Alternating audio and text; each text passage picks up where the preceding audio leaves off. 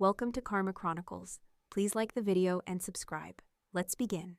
I pulled into my parents' driveway just as the sun was barely breaking over the horizon, the cold January morning biting through my coat. It was the first day of the year, and I could already feel the weight of it pressing down on me. New Year's brunch was supposed to be a fresh start, but for me, it always felt like a trap.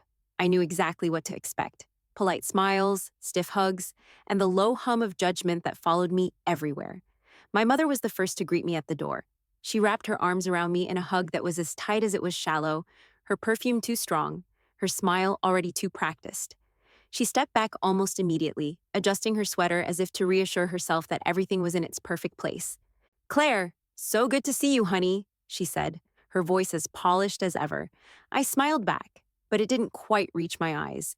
I stepped inside, my boots clicking on the hardwood floor as the scent of bacon and cinnamon rolls hit me. The house looked the same as always, immaculate, too perfect to feel real. The walls were covered with framed photos of my father's latest business deal, my sister Eleanor's travel photos from places like Paris and Tokyo. And there it was, my science fair picture, shoved off to the side like an afterthought, buried under the weight of all their successes. We walked into the dining room, where my father was already sitting at the head of the table. His gaze flicked to me for a moment, but only long enough to acknowledge my presence. The rest of the family did the same, polite but distant. I slid into my seat at the far end, where I always sat, the space between us stretching a little wider every year. A pang of resentment twisted in my stomach, but I shoved it down. I wasn't about to give them the satisfaction of seeing me react. The conversation drifted to Eleanor almost immediately, as it always did. My father raised his glass, the crystal catching the light, and I could almost see the pride glowing in his eyes.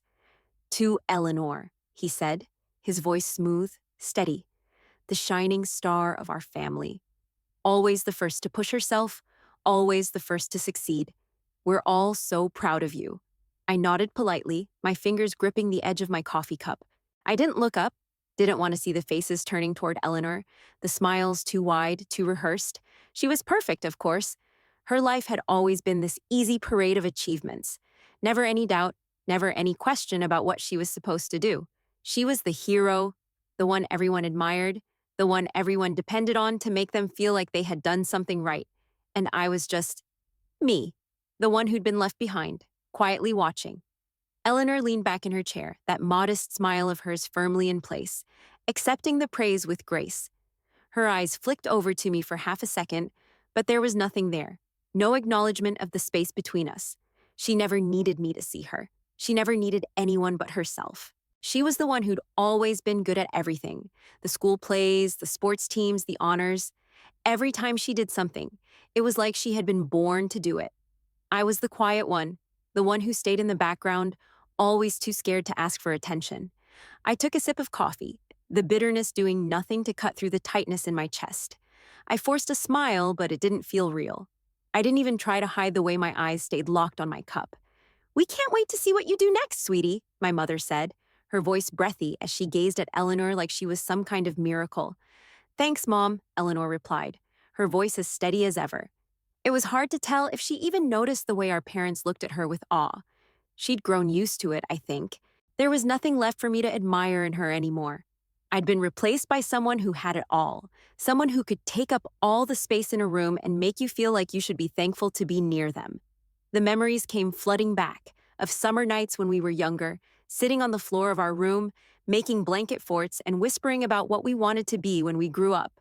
Back then, Eleanor's dreams were always bigger than mine. She wanted to save the world, to be the hero. I didn't know what I wanted. I was content with my drawings, with the worlds I created in the back of my mind. I didn't need the spotlight, but somehow that didn't seem enough anymore. Eleanor wasn't content with being good enough. She wanted greatness, and she claimed it, leaving me to be the one who watched, the one who stood at the edge of the crowd. "I remember when you used to say you were going to be a hero," my father mused, his gaze drifting toward Eleanor like she was the embodiment of his every expectation. "Look at you now. All those dreams, and you've made them real." Eleanor nodded, and there was something so humble in the way she spoke, even though she wasn't humble at all. "It's a lot of hard work, Dad, but I'm just doing what I love." I bit the inside of my cheek, the sharp pain pulling me back into the moment. I hadn't even realized how much I resented those words. Doing what you love.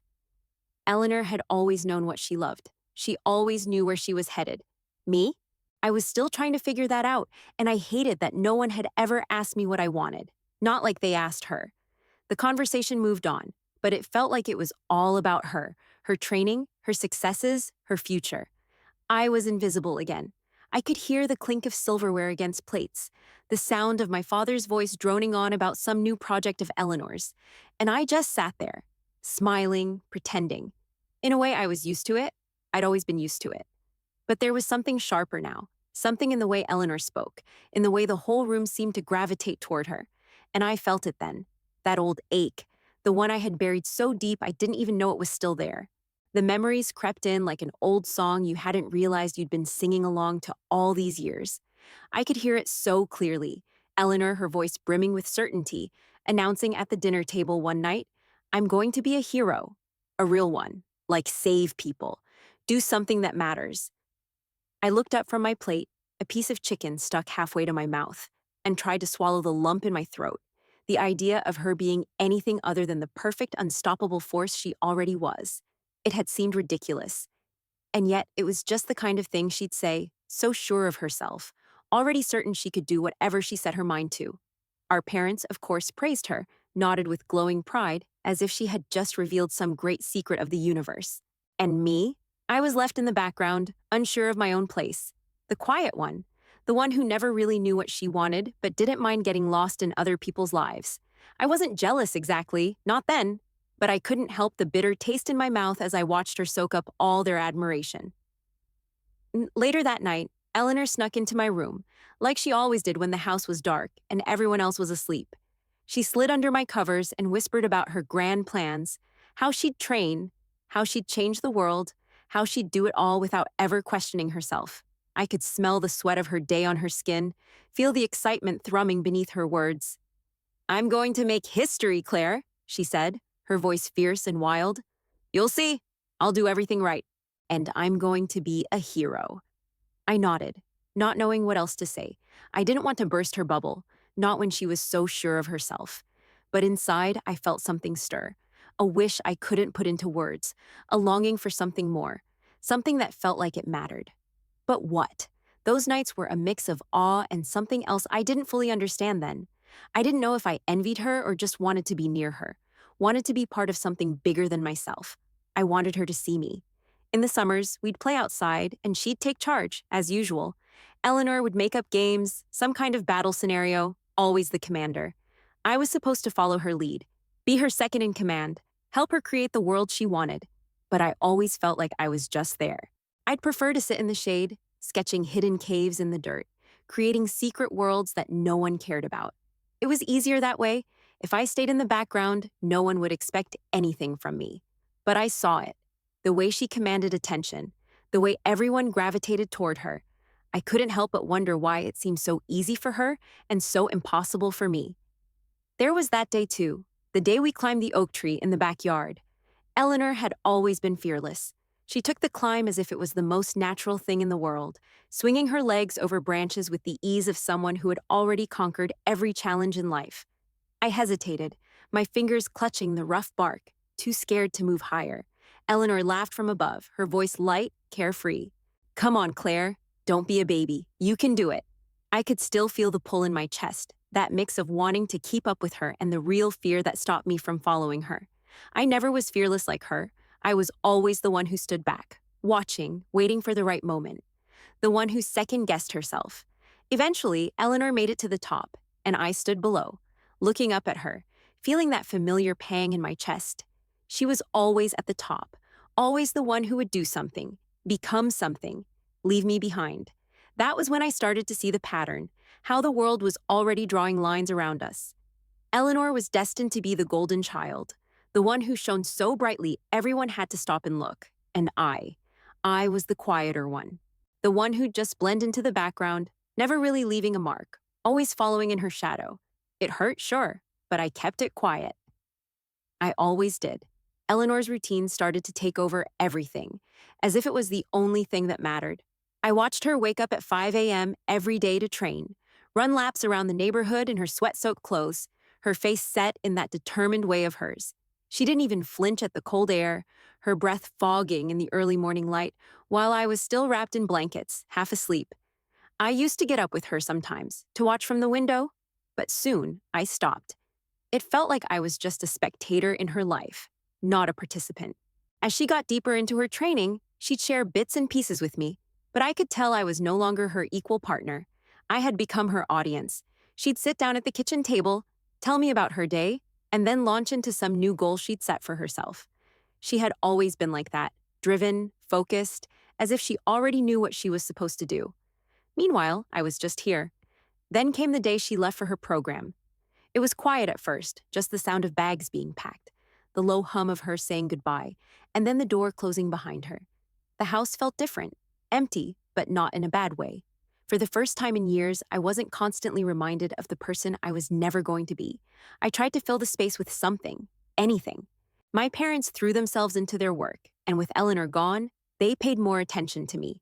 Their questions were always polite, distant, like they were still trying to figure out where I fit into this new equation. "How's school going, Claire? Any new projects?" I hated the way their questions sounded, like they were grasping at something, anything, to fill the silence. It was weird, though. I felt both free and abandoned. Free because I wasn't constantly under Eleanor's shadow, but abandoned because, without her, I felt like I was just drifting. I didn't know what I was supposed to be doing, didn't have a plan like she did. My days started to blur into one another, a mix of books, music, and too much time spent alone in my room. Then the letters started coming. At first, they were long, full of triumphs, how she had finished another brutal round of training, how she'd pushed herself to the limit and come out on top. She was always so full of energy, of big ideas, of all the things she was accomplishing. I read those letters over and over, telling myself I was happy for her, but feeling something dark stir inside me each time. The more she wrote about her successes, the more I felt the weight of my own quiet life. I wrote back, of course, but my letters were small, almost like an afterthought. I talked about school and my art projects, little things that felt insignificant in comparison. I didn't have anything big to say, nothing that would measure up to what Eleanor was doing. But I started slowly, building something for myself, quietly, without telling anyone. I began painting, creating scenes and stories and colors that felt like they mattered. I found peace in the silence of my work, in the way the brush would move across the canvas, shaping things that didn't need to be grand or heroic. But every time I showed my parents something, they'd look at it for a moment, nod, and then move on. It was like they didn't even see it. Still, I kept going, letting the colors fill the spaces I hadn't known were empty. I wasn't a hero like Eleanor. I wasn't anything that anyone would ever stand up and cheer for. But at least it was something. And for the first time, I felt like maybe that was enough. Eleanor came home in her uniform for the first time, and it was like the sun had come out after years of gray skies. I stood at the top of the stairs, watching as she walked through the door, the fabric of her military uniform sharp and crisp against the soft hum of the house. My parents were already beaming, waiting with open arms. Her boots clicked against the hardwood floor like she was marching into battle, and I swear the whole house seemed to shift in her presence. "Eleanor!" my mother cried, her voice catching in that way it always did when she was about to lose herself in admiration. She rushed forward, pulling Eleanor into a tight hug. It was like everything else stopped, like the world had paused just to give her this moment. I stayed where I was, frozen on the stairs, watching the scene unfold below. My chest felt tight, my fingers gripping the banister so hard my knuckles were white. I should have felt proud, and I did, a part of me. But there was another part of me, one that couldn't shake the feeling that this moment wasn't for me. It wasn't my family anymore. It hadn't been for a long time. Eleanor smiled, accepting the attention without a second thought, and I had to look away, biting my lip to keep myself from saying something I would regret. That night, we sat down to dinner like we always did, but this time, everything felt different. The table felt smaller somehow, as my parents and the neighbors gathered around Eleanor, hanging on to every word she said. She spoke about her training, her missions, her sacrifices. It was all so grand, so important.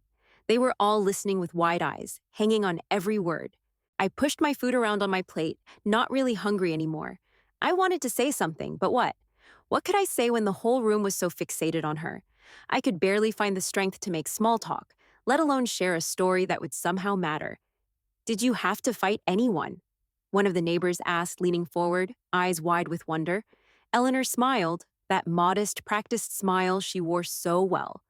Not exactly, but you never know what can happen out there. I've seen a lot. You learn to be tough.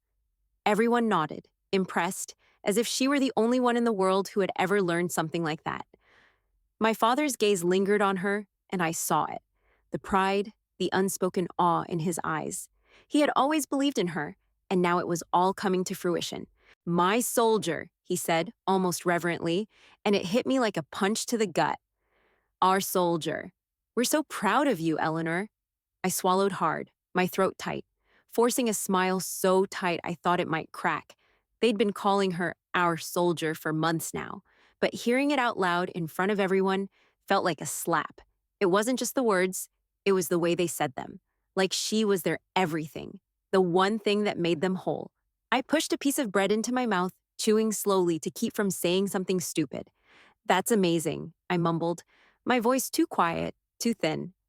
Yeah, it really is, my mother said, looking at me briefly, then turning her attention back to Eleanor. I hated myself for even caring. But there I was, sitting at the table, invisible again. I wanted to stand up, to yell that I mattered too. But the words stuck in my throat, and I couldn't find the strength to say them.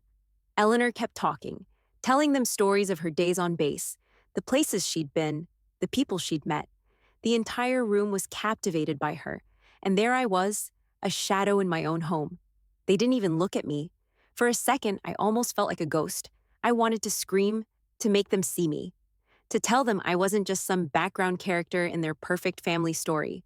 But all I could do was nod, to force a smile, to pretend that none of this was eating me alive. I had my own accomplishments. I had my own quiet victories, painting, writing, the little things I kept to myself. They weren't grand. They wouldn't make headlines or earn me medals. But they mattered to me. They had to. But no one knew about them. No one cared. And in that moment, I realized how deeply I resented that. How I'd let myself fade into the background for so long. And now I didn't know how to pull myself back into the light. The brunch stretched on, as predictable as it always was. Eleanor was the center of it all, of course. She leaned back in her chair, a serene smile on her face, as my parents and everyone else at the table heaped praise on her like it was the only thing that mattered. My mother kept asking questions Eleanor had answered 100 times before. So, how's the training going, sweetie? Any new missions on the horizon? Eleanor nodded, her tone always just the right mix of humble and proud. It's been intense, but I'm learning so much. There's always more to do, always room to grow.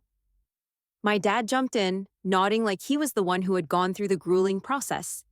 That's the thing about her, he said. She never stops pushing, always striving for the next thing. She's going to change the world. I forced myself to look away, to not let the bitterness take root, but it was impossible. There it was, that feeling that had lived in the pit of my stomach for as long as I could remember. The envy, the resentment. I had become so skilled at hiding it, but today it felt louder than ever. My parents barely even acknowledged me anymore. It wasn't that they were cruel, it was just easier to focus on Eleanor. I could feel their eyes skim over me every now and then they'd turn back to her with their usual reverence. Every question they asked me was the same shallow, detached thing. How are your projects going, Claire? What the hell did they mean by that? Projects. What was I supposed to say? That I was working on a painting, or that I had started writing in a journal again? That I was finally trying to piece together the fragments of who I might be, when none of it seemed to matter to them? I didn't answer right away. I just stared into my coffee cup, feeling the sting of their disinterest like I always did. Oh, I said, forcing a smile that felt too tight. Same old stuff. Nothing exciting. Eleanor's gaze flicked to me, but she didn't say anything. Not that I expected her to.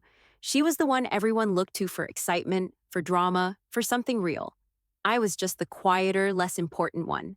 The one who hid in the background, trying to make things like paintings and poems that would never get the same attention. The conversation moved on, and the familiar rhythm of small talk washed over me. Stock prices, parties they'd attended, which clients they'd met. It felt alien to me, as if they were all speaking a different language. I didn't care about any of that. I didn't even know how to pretend I did. The whole conversation was a game I had never been good at. The clock ticked louder in my head, every second of silence between us stretching further apart. Then I felt it, the shift in the air. It was subtle at first, like the way the pressure drops before a storm. I could feel the brewing tension, a sense that something was about to snap. I didn't know what it was. Maybe it was just me, but it felt like the world was holding its breath. My heart beat a little faster, my stomach tightening. I wasn't sure why, but I could sense that something was coming. Something big, the kind of thing you don't get to ignore. It was coming for me, for all of us, and I didn't know if I was ready for it. And then, out of nowhere, the sound of heavy boots in the hallway. The shift was immediate. Everyone turned, the chatter fading as quickly as it had started. The sound of those boots, each step was solid, deliberate. I knew that walk. The way the weight of each step seemed to reverberate through the floor, the air growing heavier with each passing second. The door to the dining room creaked open, and all eyes went to the figure standing in the doorway. He was tall, his uniform sharp and crisply pressed, a military man in every sense of the word. The sudden stillness in the room felt like a collective breath held in place. "Good morning," he said, his voice low and commanding. His gaze swept over the table, and then it landed on Eleanor. She stood instantly, her eyes lighting up like she'd just seen a hero. "Major," she said, her smile wide. "It's good to see you." But the major didn't look at her for long. His eyes shifted, meeting mine across the table. For a moment, everything froze, my pulse quickening, my breath caught in my throat.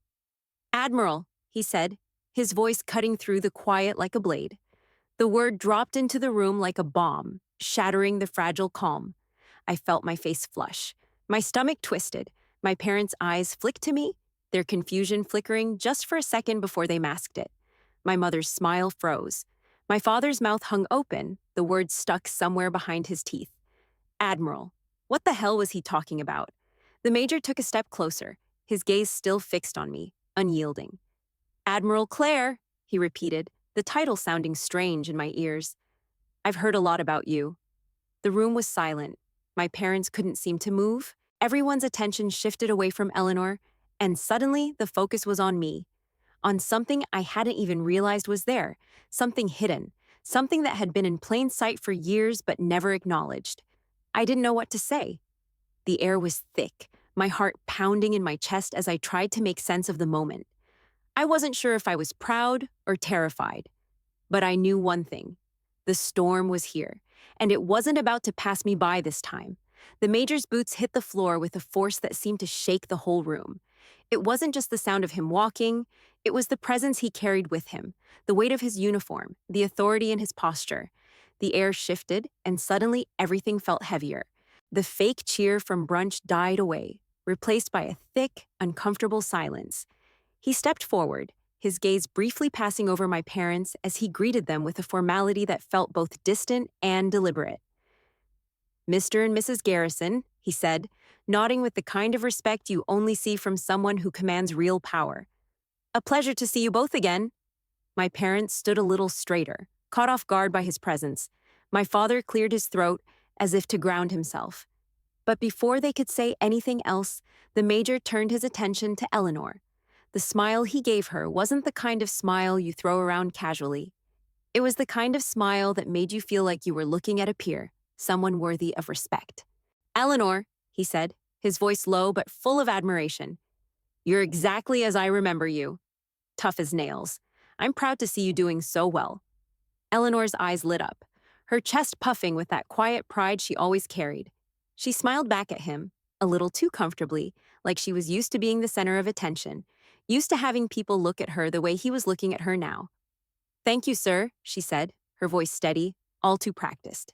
I could feel it before I saw it, how the whole room shifted. The people at the table, all of them were hanging on every word the major said. He was a force in the room, no doubt about it. And Eleanor, she basked in it, clearly enjoying every second. But that wasn't what made my stomach churn. It was when the major turned, and for the first time since he walked in, his gaze landed on me. The room seemed to hold its breath. His eyes didn't flicker. They didn't skip over me. They landed on me like they had found something important. And then he did something that I could never have predicted. "Admiral," he said. The word rang in the air like it had been dropped into the room on purpose, like it had weight behind it, like it was a truth everyone in this room had missed, and now they were forced to see it. The moment stretched out, pulling everything else with it. I felt my face go cold, my body frozen, like I wasn't even in control of myself anymore. Admiral Claire, he repeated, this time making sure the words landed. I've heard a lot about you. The room went dead silent. Every single person at the table, my parents, the neighbors, even Eleanor, everyone's eyes snapped toward me like I had suddenly become a stranger to them. Admiral. The word clung to the air, settling over everything like dust. Like a bombshell had just exploded in the middle of brunch, shattering whatever fragile balance we'd all been pretending existed. I tried to breathe, but it was hard. My heart was pounding so loudly I thought it might break through my ribs. I opened my mouth, but nothing came out. My fingers gripped the edge of my chair as I tried to figure out what the hell was happening. My parents were staring at me like they had seen a ghost. Their mouths hung open, the shock on their faces enough to make my stomach twist. My father, always so composed, suddenly looked small, unsure of what to do. My mother just blinked at me like she had no idea who I was anymore. Eleanor's face went still.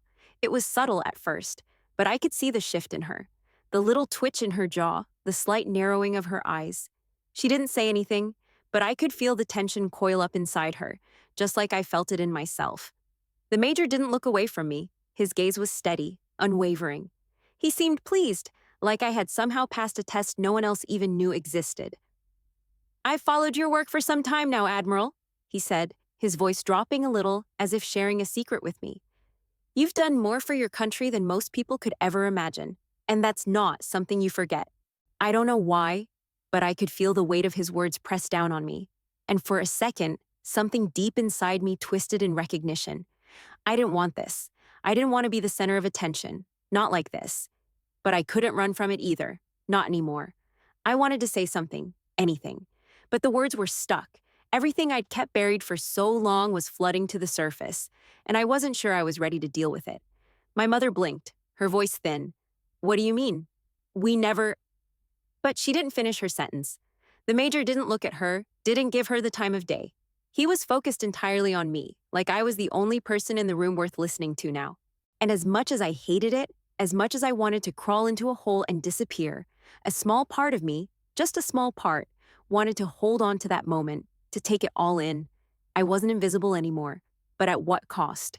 The room had shifted, the power had shifted, and I had no idea what was coming next. I wanted to shrink back, to sink into the chair and disappear like I had all these years, but something stopped me. The major's words were still hanging in the air, heavy and full of truth, and I couldn't pretend they weren't there. Everyone was staring at me now, my parents, the neighbors, Eleanor, all of them caught in a moment that was too big to ignore. I swallowed hard, trying to control the shaking in my hands. The quiet that followed was thick, oppressive. It felt like I was underwater, like the world had gone quiet except for the steady pounding of my heart. Eleanor's smile had faded. Her eyes were narrowed, the tension in her posture clear as she opened her mouth to say something. Wait, she started, her voice sharp, like a challenge. The major cut her off before she could get another word out. His voice was calm, but it carried an authority that made the room still. Eleanor, he said, his tone firm, let's let your sister speak. The words hit me like a wave, and for a second I just stared at him, feeling like I was seeing him for the first time. It wasn't about me hiding behind anything anymore. It wasn't about staying quiet to let others take the spotlight. It was about time I said something real. I stood up, the sound of my chair scraping against the floor, sharp in the silence. It felt like a jolt to my body, like waking up from a long, painful sleep. All eyes were on me. My parents' faces were frozen, like they were struggling to understand what was happening.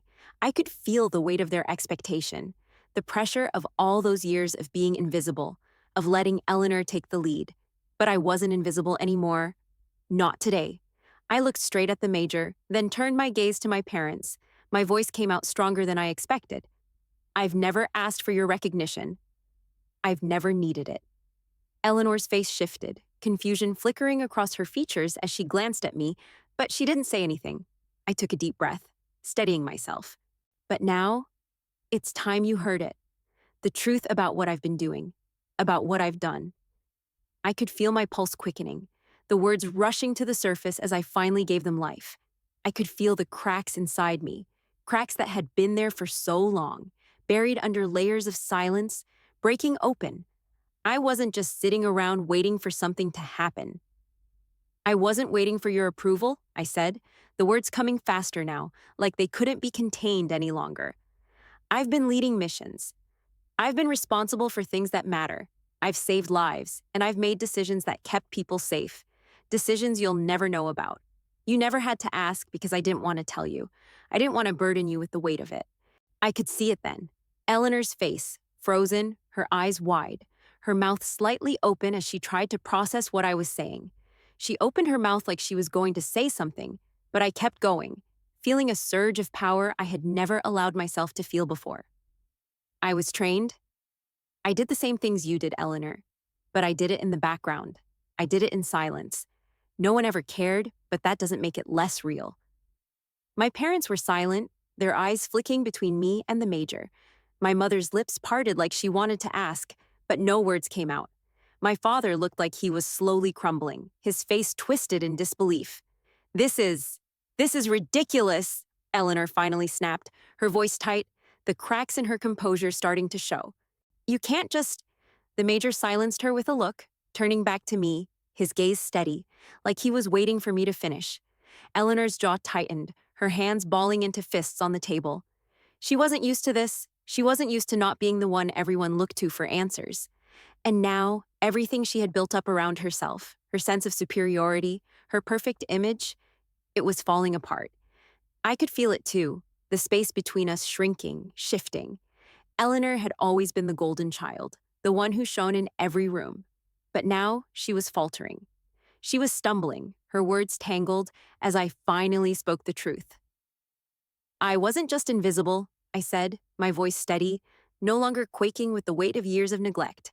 I was doing something, leading something, and I didn't need you to see it to know it mattered. It mattered to me, and it mattered to the people I helped. Eleanor opened her mouth, but nothing came out. Her eyes were wide, the mask she'd worn for years slipping, the cracks widening. I knew it wasn't easy for her to face the fact that she wasn't the only one who could be great. I had been great in my own way, in my own quiet way, and it was enough. My father finally spoke, his voice strained. Claire, what? What is this? Why didn't you tell us? I shook my head, a bitter laugh escaping me. Why would I? When I've spent my entire life watching you all praise her. When she was the hero and I was just the background noise. Eleanor looked at me, her face a mask of hurt and something else, something close to fear. You don't understand. It's different? No, I interrupted, the words cutting through the air with finality. It's not different. I just wasn't what you wanted me to be, but I am what I needed to be, and I'm tired of hiding it. The room was still, too still, but for the first time in my life, I felt like I was standing in the light, and nothing could push me back into the shadows. The room felt like it was closing in on me. My heart was still pounding, but there was a strange kind of calm that settled into my chest. For the first time, I felt like I had finally spoken the truth out loud, like I'd pulled the rug out from under the myth they had built around me, around Eleanor, around everything. And now, it was out in the open. My mother was the first to react. She put her hand to her mouth, her face going pale as if the weight of what I had said had just hit her. Then, her eyes welled up, tears spilling down her cheeks. I'd never seen her cry like that. Not over me. Never over me. Her sobs were quiet at first, but they grew louder, more raw. She shook her head as if trying to deny it, trying to hold on to the world she had built. How could you not tell us? She whispered, her voice choked. How could you keep this from us? I couldn't find the words to explain. It wasn't about telling them. It was about not needing to. They had never seen me. They had never seen what I could do, what I was capable of. I wasn't some trophy to be admired. I wasn't her. I wasn't Eleanor. My father was a different kind of silence. He didn't cry. He didn't yell. He just went still. His face had gone blank, as if all the words I'd just spoken had punched the life out of him. He stared down at his plate, his hands shaking slightly as they gripped the edge of the table. I don't understand, he finally muttered, barely audible, like he was speaking to himself. His voice cracked, but he didn't look at me. He couldn't. Eleanor was still silent, her eyes wide, her expression shifting from shock to something I couldn't quite place. She was reeling. I could see it in the way she stared at me. her mouth twitching like she was about to speak but couldn't find the words. She didn't know what to do with this. She didn't know how to handle the fact that I wasn't just the quiet sister anymore, that I had been out there, doing something real, something important. Her gaze kept flicking from me to the major to my parents, as if waiting for someone to explain it to her. And for the first time, I saw her falter. It wasn't the Eleanor I had known, always sure of herself, always standing in the spotlight. This was someone else, someone who couldn't hide behind her perfect image anymore. I felt a strange kind of relief at seeing it, but also an unexpected pang of guilt. This wasn't what I'd wanted. I had wanted to be seen, but I hadn't wanted to tear everything down. The major stood quietly by the door, still observing. Claire's impact goes beyond what most could ever fathom, he said, his voice cutting through the tension in the room. She's saved more lives than medals could measure. His words were like a hammer. They landed on my parents like a wave of cold water, shaking them out of their stupor. My mother wiped her tears away, sniffling, but her eyes stayed on me, watery, searching. My father shifted uncomfortably in his seat, finally raising his eyes to meet mine. There was a flicker of recognition in his gaze, but it was quick, like he couldn't quite hold on to it. I didn't care about their recognition anymore, not like I used to. I didn't need it, not in the way I thought I did. But the major's words had an effect on me too. I hadn't realized how much I'd kept buried, how much I had quietly absorbed the idea that I wasn't enough because I wasn't loud about my accomplishments. I'd always assumed that the way to be seen was to make people see you. But maybe the truth was that I had already done enough. Maybe the work itself had been enough all along. Eleanor's voice finally broke through the silence, weak and uncertain. "I didn't know," she whispered, her face pale. "I didn't know any of this." "Why didn't you tell me?" I looked at her, my chest tightening. There was no anger in me anymore, just a strange mix of sadness and understanding. She had always been in the spotlight, and maybe she didn't even know how to share it. I wasn't mad at her for not knowing. I had hidden it from everyone, not just her. "I didn't need to," I said quietly, my voice steady. "You were always the one they saw. You were always the hero. I didn't need to be that." She looked down, her fingers nervously playing with the edge of her napkin. There was no more bravado in her posture, no more hero in her eyes. She was just Eleanor. And that was okay. For the first time, it was okay. My parents didn't know how to react. My mother kept wiping her eyes, and my father still hadn't spoken again, his hand still gripping the table, his face pale with confusion. I felt like I was standing in a new kind of light, one that wasn't about to dim. I had spoken the truth, I had claimed my place, not just in this family, but in the world. And as much as the tension swirled around me, as much as the weight of everything hung in the air, I felt a kind of clarity I had never felt before. My parents would have to adapt. They'd have to see me differently now. And Eleanor, maybe we'd have to find a way to see each other differently too. Not as rivals, not as shadows, but as something else, something more real. But whatever it was, I wasn't afraid anymore. The truth had come out, and it had set me free. I walked out of the dining room, my feet light, like I was finally breathing for the first time in years. The house felt different, quieter now, but in a way that wasn't suffocating, more like open space, room to move, to be seen. I stepped into the adjoining parlor, the room still and heavy with the weight of what had just happened. It felt like a new beginning, though I wasn't sure exactly what that would look like. All I knew was that something had shifted, and I wasn't going to let it slip through my fingers. A few moments later, my mother entered, her footsteps slow, hesitant. She stopped just inside the doorway, her eyes searching me, like she didn't know how to reach out, but still needed to. "Claire." Her voice cracked slightly, and she reached a tentative hand toward me. I don't know what to say. I didn't know what to say either. I had said so much already, spilled the truth and torn down the walls we'd all hidden behind for so long. But in this moment, the silence between us felt like it carried more weight than any of the words we'd spoken before. I stood still for a second, then nodded. "It's okay, Mom. I'm okay." She swallowed hard, and for the first time, there was a softness in her eyes I hadn't seen before. It wasn't pity or sympathy, but something more fragile. An apology without words, a willingness to start over, maybe. I never realized," she said, her voice smaller than usual. "I never saw you the way you really were." She wiped her eyes quickly, but didn't look away from me. I took a breath, my chest tight, but this time with something like relief. I never expected you to. It was hard to say, but I meant it. I hadn't needed their approval before, but it felt different now. I could see it, my mother, my father, even Eleanor, trying to process what had happened, trying to reconcile the family they had known with the truth that had been hidden in plain sight. And then Eleanor appeared in the doorway, her face drawn, but she stepped inside, her eyes wary, almost apologetic. I I don't know what to say, Claire, she said quietly, shifting her weight from one foot to the other. I met her gaze and saw something I hadn't expected: vulnerability. She wasn't the confident, untouchable sister anymore. She was just Eleanor standing in front of me, her shoulders a little slumped, her arms crossed tightly in front of her. I didn't know either, she added, her voice barely a whisper. It wasn't enough to erase everything, but it was a start. A truce, fragile and tentative, but real. And for the first time, I didn't feel like I was just waiting for her to take everything. I wasn't invisible anymore. Before I could say anything, my father's voice came from the hallway, thick with something unspoken.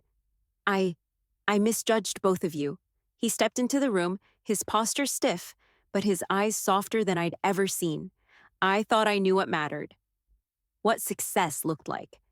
He swallowed, his voice cracking a little. I was wrong.